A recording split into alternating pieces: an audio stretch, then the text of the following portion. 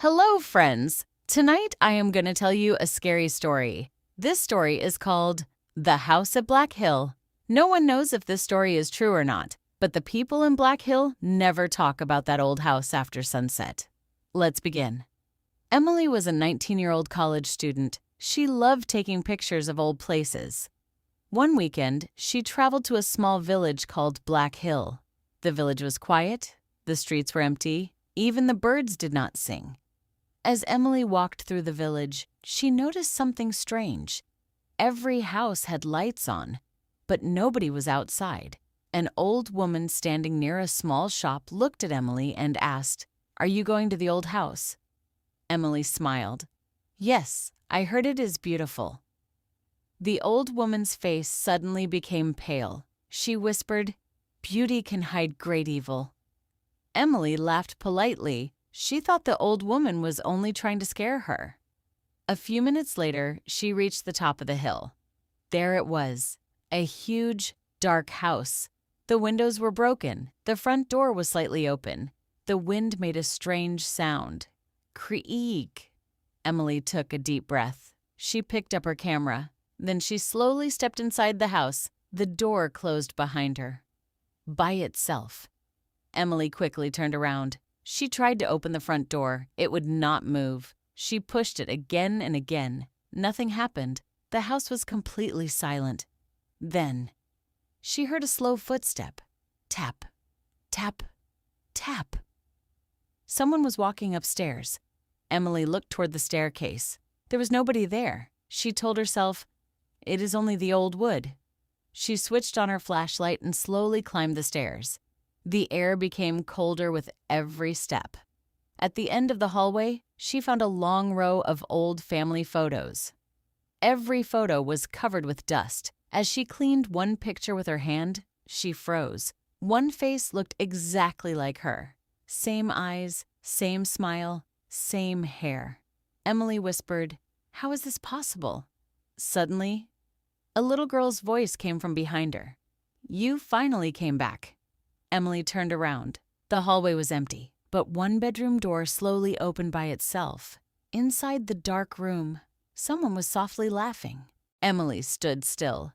Her hands were shaking. She wanted to run away, but something inside the house pulled her forward. Slowly, she walked into the dark room. The air smelled old and cold. There was only an old bed, a wooden chair, and a small music box. The music box suddenly started playing by itself. A slow, sad melody filled the room. Emily looked around with her flashlight. Then she noticed fresh footprints on the dusty floor. Someone had walked there only moments before. The footprints led to a large wooden wardrobe. Emily took a deep breath. She slowly opened the wardrobe. It was empty.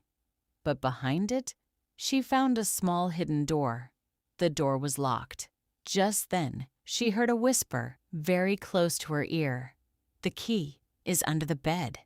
Emily jumped back in fear. There was nobody beside her. With shaking hands, she looked under the bed. A small, rusty key was lying there. She picked it up. As soon as she touched the key, the music stopped. The whole house became completely silent. Then, someone knocked 3 times on the hidden door.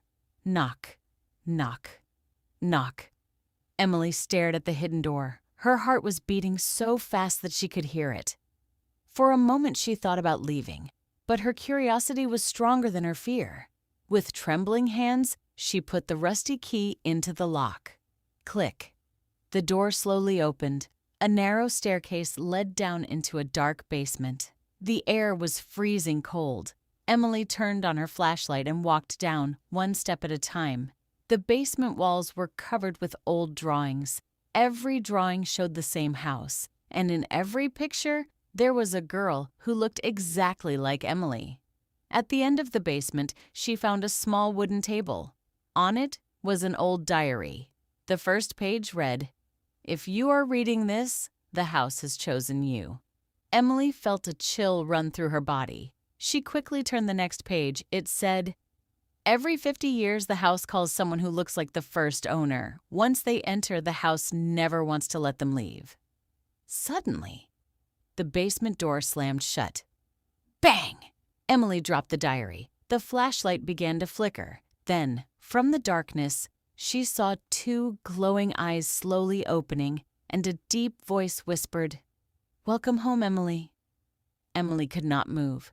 The glowing eyes came closer and closer.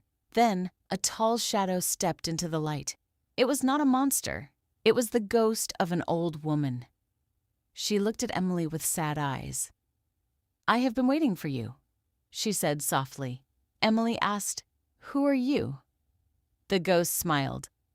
"I was the first owner of this house. Long ago, I made a terrible mistake. Since that day, this house has trapped every person who looked like me." Emily looked at the old diary again. Its last page had only one sentence. "Only one brave heart can break the curse." Suddenly, the walls began to shake. The house made loud cracking sounds.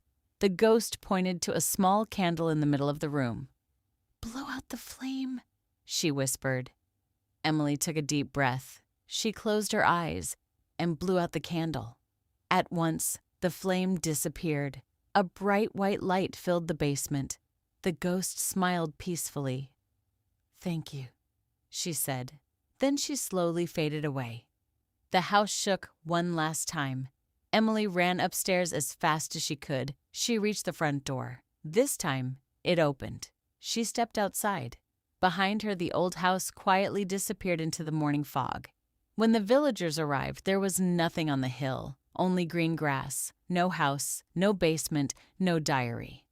Emily never returned to Black Hill, but every year, on the same rainy night, she receives one letter. There is no name, no address, only 4 words are written inside. "The house remembers you." The end.